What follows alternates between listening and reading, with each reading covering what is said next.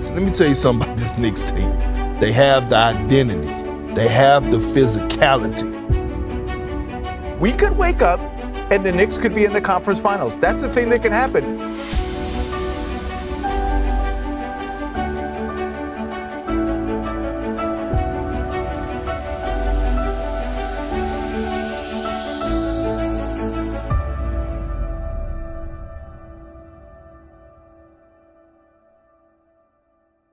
Hello, everyone. Welcome back.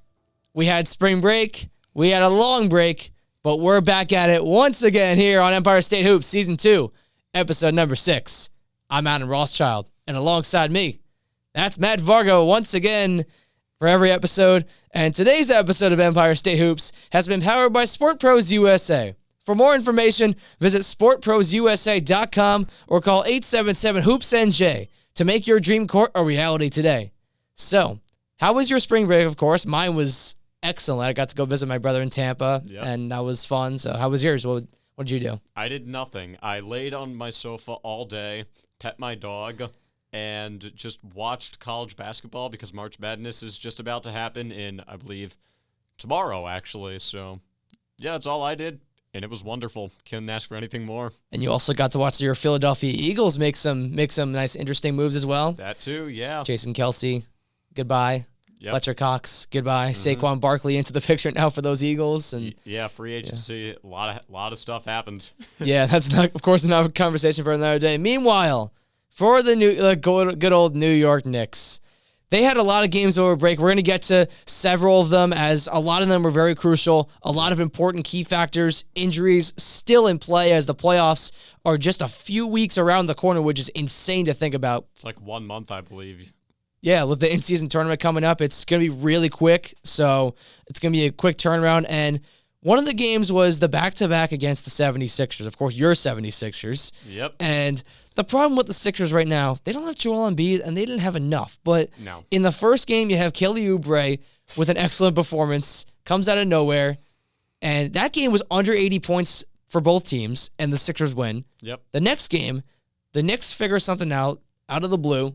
They find a way, and they win the game. The Villanova trio shines, everyone else shines, and the Knicks get the victory.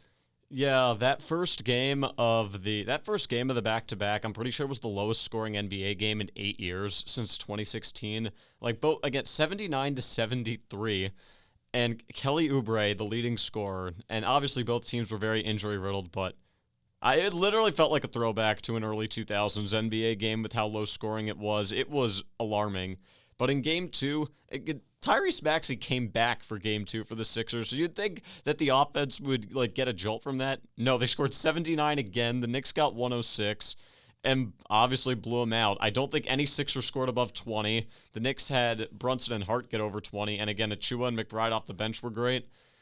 And they desperately needed that. To lose a back-to-back to the Joel Embiid-less Sixers would have been damning for their playoff I guess, optimism, I should say. Especially with how close the Eastern Conference is. Obviously, we know the Boston Celtics have already clinched their spot. They are the guaranteed number 1 seed going into the playoffs. Pretty much. But with Philadelphia back in the 8th seed, they're stuck in the play-in tournament right now with Miami in that picture as well. Just got out of the play-in tournament. They beat Miami last night. Now they're the 6th seed, so they just got out of it. Take that back. That's my fault there. 76ers back in the playoff picture.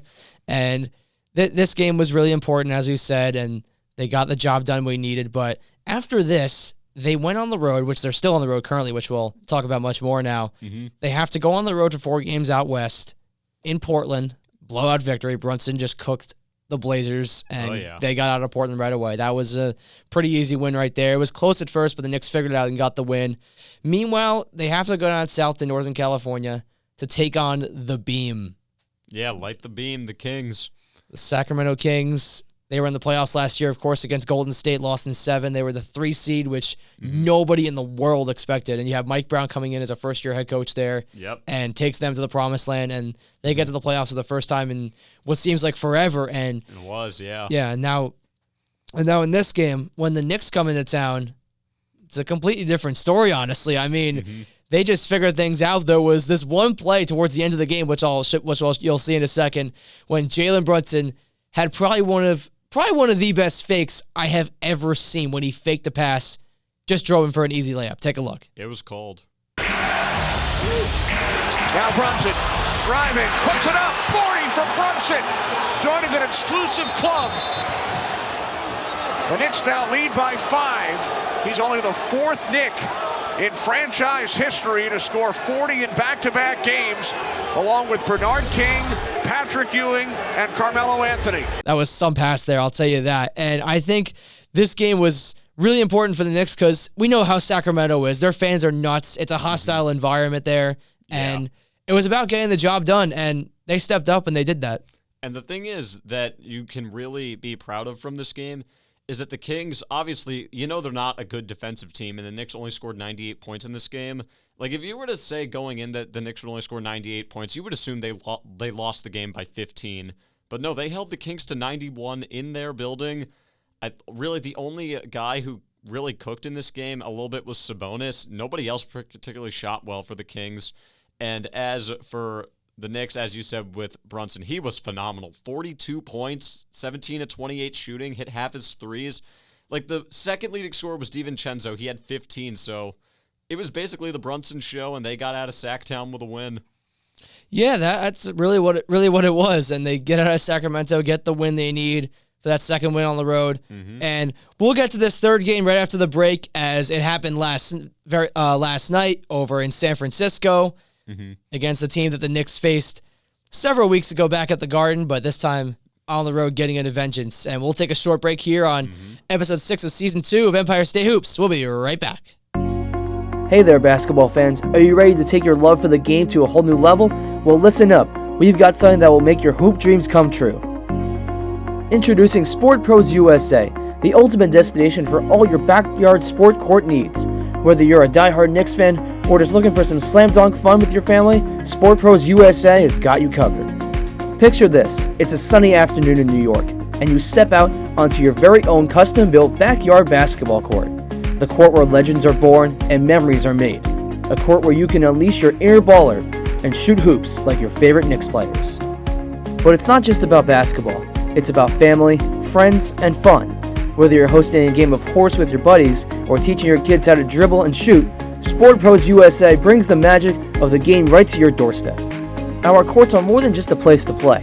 They're a place to connect, bond, and create unforgettable moments. And with Sport Pros USA, you can have it all, right in your own backyard. We're not just building courts, we're building dreams. Dreams of buzzer beaters, comebacks, and endless laughter. So why wait? Give us a call at 877-HOOPS-NJ or visit sportprosusa.com today to start designing your very own backyard basketball court. Remember, at Sport Pros USA, we believe that every home deserves a court, and every family deserves the joy of playing together.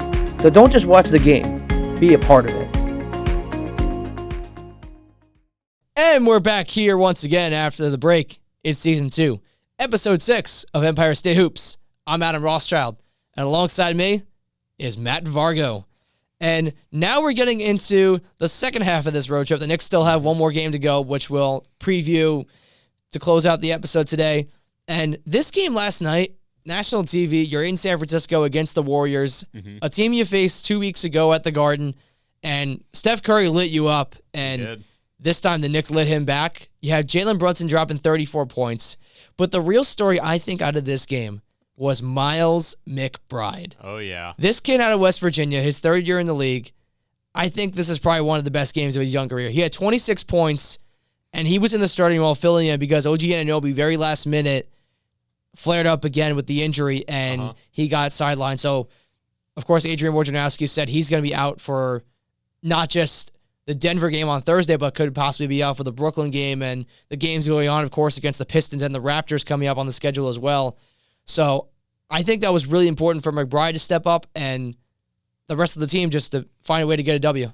Yeah, in my opinion, obviously McBride was great. He was second on the team in scoring behind Brunson, but how about a guy you didn't even mention? Josh Hart played all 48 minutes, got a triple-double. I believe it was 10, 11, and 11 to go along with a steal.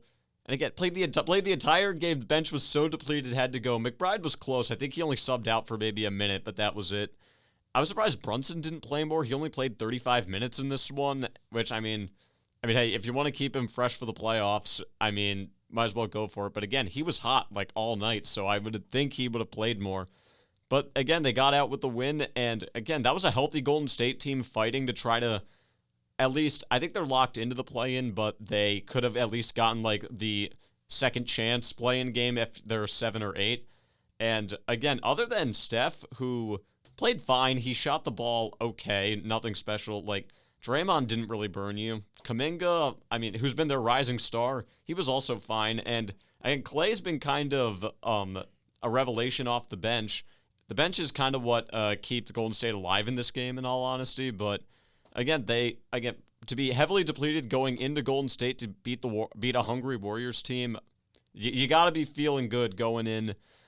I mean, obviously Denver is Denver, but you got to feel good going into Denver, even though you're incredibly undermanned. Yeah, no, you have to, especially with all that, with this amazing performance. And of course, you mentioned Josh Hart before. There was a game where he had, I forget which game, I think it was the Orlando game, where he got 20 points, 19 rebounds, and like 10 assists or something. He was like one rebound from a 20-20-10 game. Yep. So definitely give him credit for that. Of course, you have to, because he's a rebounding machine. And we said this, it was him playing for all 48 minutes. I don't remember the last time a player played the entire length of a game. Probably maybe LeBron or Michael maybe. I mean, that's probably what it's going to come down to. But I mean, it's just incredible what Josh Hart was able to do. Yeah, you only see that in a playoff game where backs against the wall, like you said, LeBron.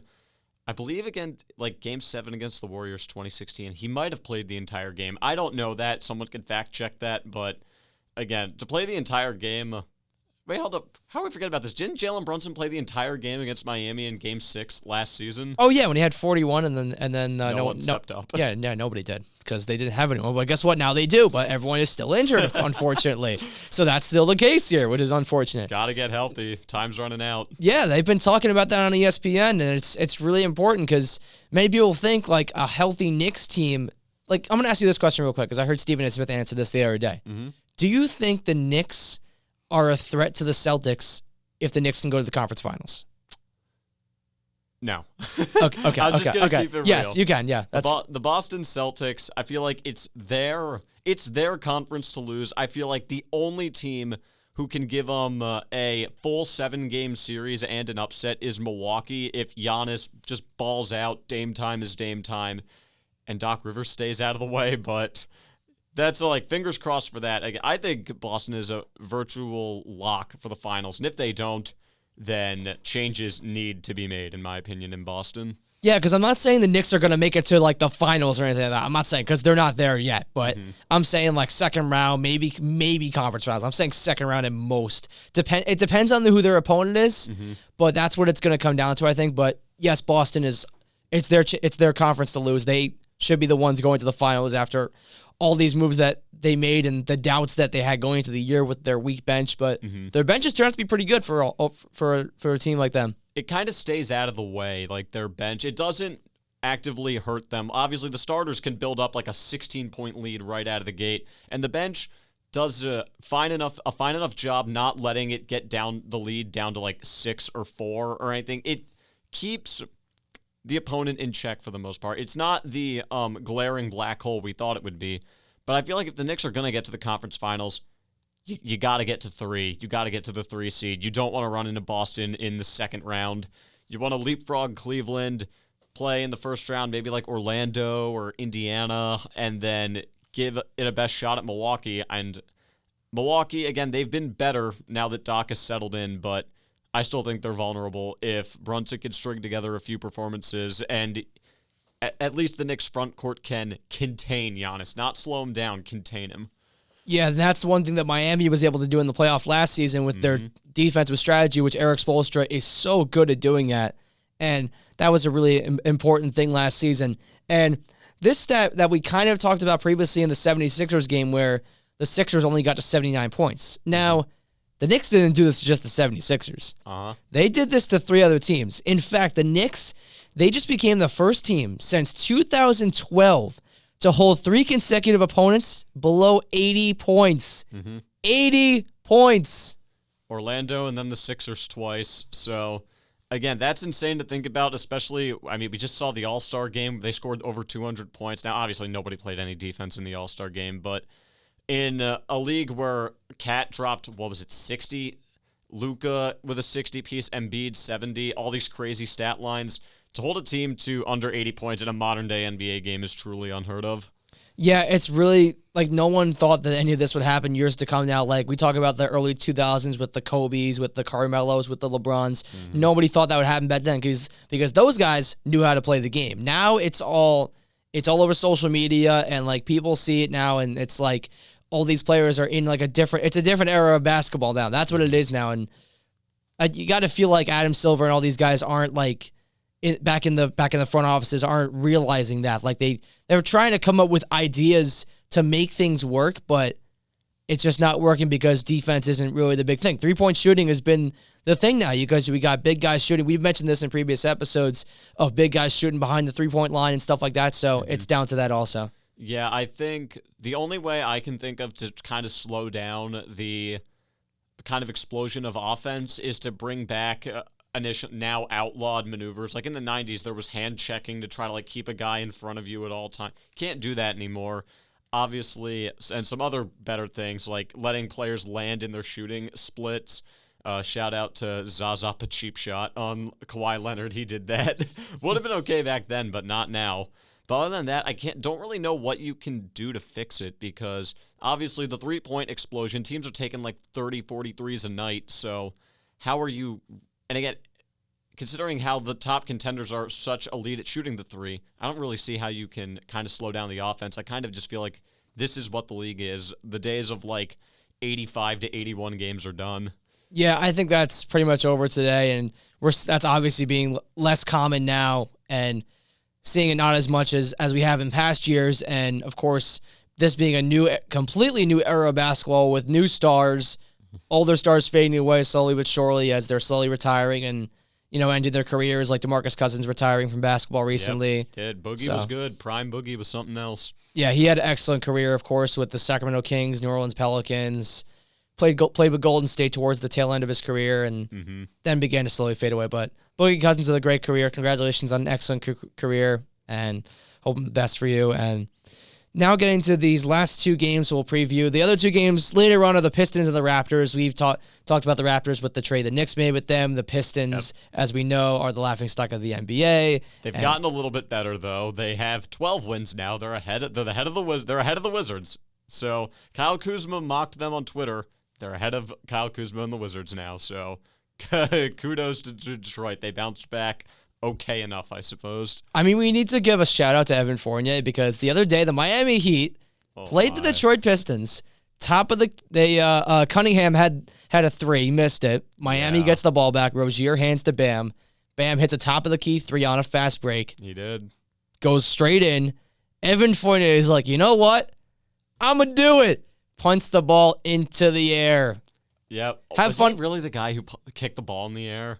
Tracy McGrady did that at one point. I mean, I know T-Mac did, but like, honestly, Detroit, I mean, Miami now is like, I felt like that was more about Miami than Detroit. Miami's kind of like slumping hard. Like, they just lost to the Sixers last night. I think they lost to the Wizards at home too, like about a week ago. So, yeah, they got to get their own business figured out. If you could barely escape Detroit, that's not a good sign moving forward, especially in the postseason, because people think Miami can go on a run again. So, why not?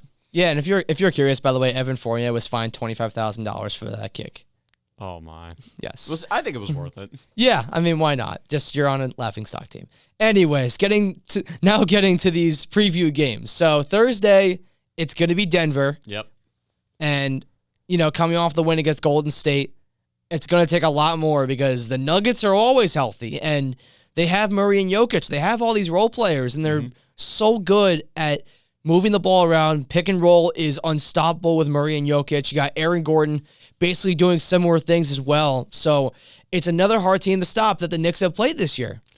I mean, it was great to get a win against the Golden State undermanned. I just don't think that's happening against Denver. Denver, I've always thought they were just waiting until after the All-Star break to really crank it up to another gear, and they've done just that. I think they've lost just 2 games since the break. And the most recent one, I'm sure you guys all saw it, Kyrie with the floater from the goddamn heavens dropped in beat the Nuggets, and it was awesome. It was an awesome shot to watch. But Denver is just they're here, they're ready, and I think they're ready to go on another deep run. And I mean, God bless the Knicks. We'll see if they can. We'll see if they can slow them down. I just don't think they can now that Denver's starting to crank it up. Yeah, it's going to be a lot more challenging. The Knicks last season when they were in Denver, they got their first win there since 2006.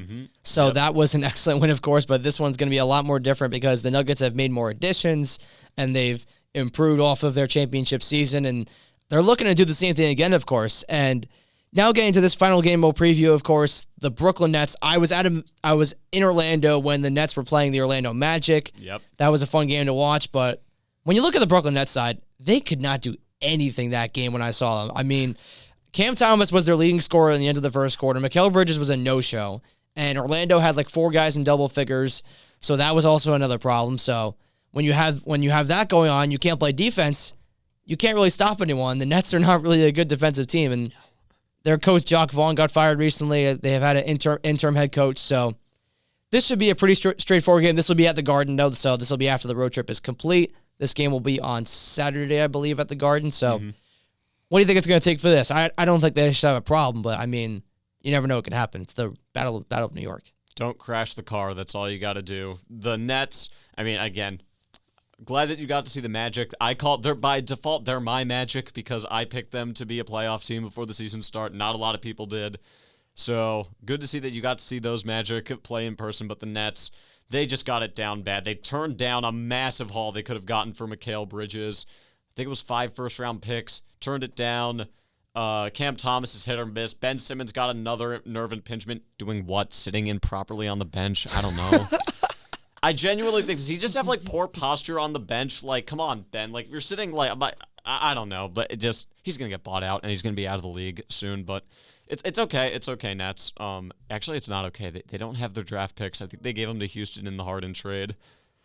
Yeah, I think this is like so unrelated, by the way, but it's like, no, like, don't crash the car against these guys. Like, these guys suck. Yeah, and I think they also gave them in the Suns trade for Durant and the Mavericks trade for Kyrie. Same thing. So they just gave up their whole future, basically, but for Mikal Bridges, Cam Johnson, and Spencer Dinwiddie, who is now off their team already.